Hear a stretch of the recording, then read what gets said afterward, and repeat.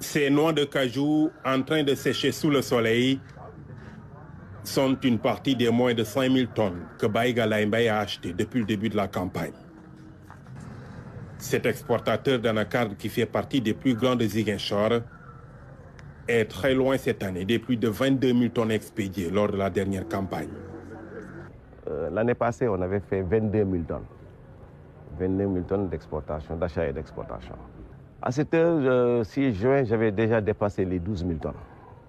Comme pas 12 000 tonnes, il inclut aussi la collecte que j'ai faite vers la zone de Kaolack. Mais cette année, bizarrement, on n'a même pas dépassé les 5 000 tonnes. À Djifangor, à la périphérie de Ziguinchor, Khalidou Kamara a érigé un deuxième magasin de stockage, espérant que la campagne allait être bonne.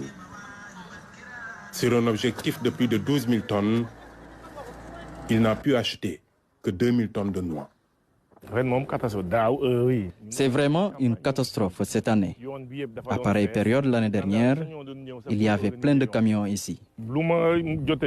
C'est moins de 2000 tonnes. Je n'ai pu acheter que moins de 2000 tonnes, alors que d'habitude j'achetais entre 12 000 et 14 000 tonnes. Moins de 2000 tonnes. Cette année, l'anacarde manque terriblement sur le marché.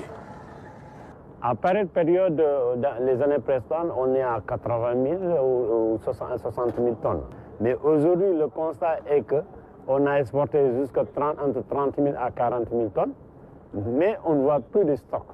C'est comme si le casou est terminé au Sénégal. À cela s'ajoute le difficile consensus sur le mode de transport des noix. Au port de Ziguinchor, nous avons trouvé 2 navires à quai depuis des jours.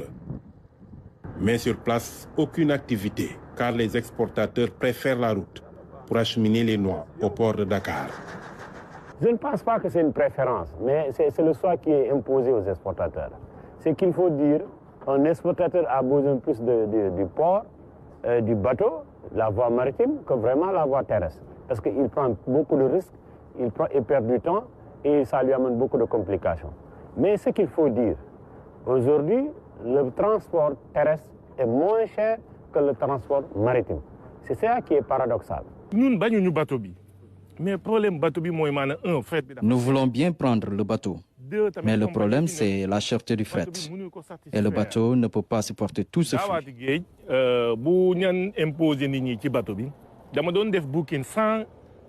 Il y a une année, alors que je devais expédier 120 conteneurs, le bateau ne pouvait en prendre que 10, car le navire ne peut pas dépasser 180 conteneurs chargés.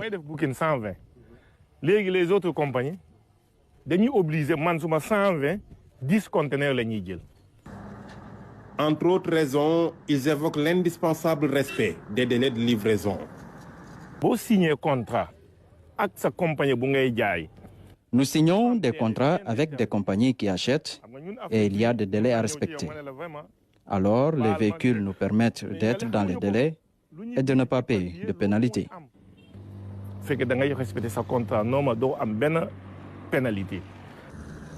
Les exportateurs prônent toutefois la diversification des moyens de transport. On a toujours prôné pour un transport multimodal. C'est-à-dire, ceux qui veulent passer par le bateau passent par le bateau. Ceux qui veulent passer par la route passent par la route. Parce que s'il n'y a pas de compétition, il n'y a pas de boulot. Nous, on est plus à l'aise avec les conteneurs 40 pieds parce qu'il y a plus de ventilation. Donc les conteneurs 20 pieds, c'est encombré. Donc le produit peut regermer encore, donc vu l'humidité.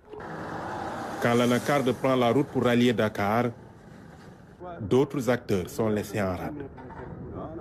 C'est le cas des routiers qui d'habitude font la navette entre le port et les magasins de stockage.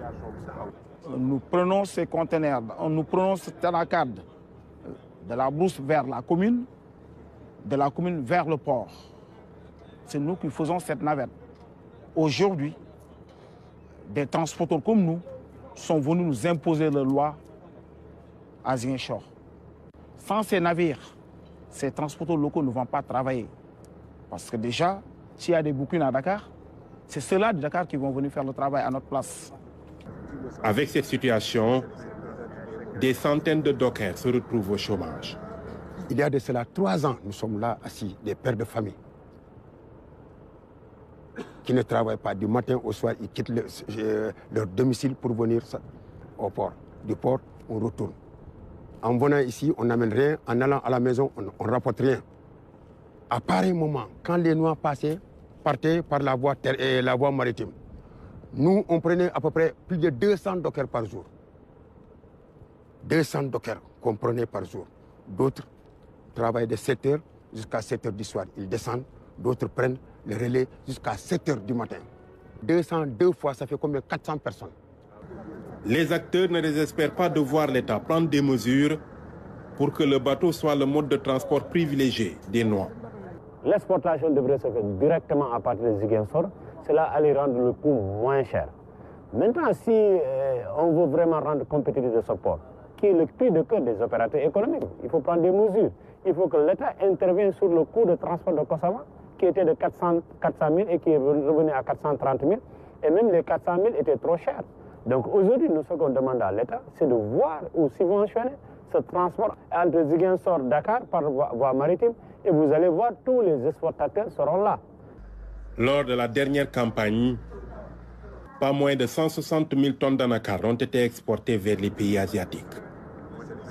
Cette année, le manque de noix est une réalité vécue partout, ce qui est à l'origine d'une flambée des prix, aux grandes dames de la transformation.